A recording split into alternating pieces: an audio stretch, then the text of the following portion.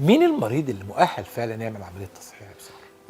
عشان نجاوب على السؤال ده لازم يتحدد المريض ده عوامل كتيرة جدا. يعني أول حاجة عندنا طبعا سن المريض.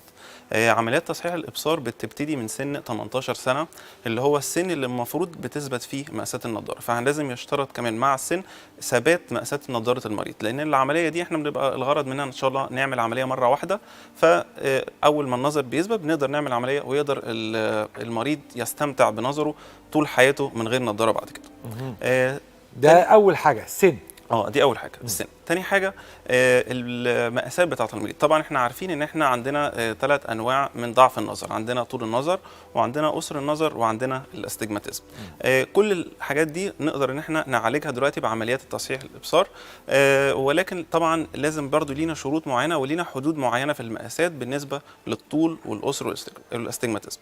لو الحدود بتاعتنا موجوده فنقدر ان احنا نعمل عمليه للمريض ده. تالت حاجة طبعا فحوصات المريض لازم تكون كويسة. بنعمل أشعة طبعا اسمها أشعة تضاريس القرنية اللي هي البنتكام.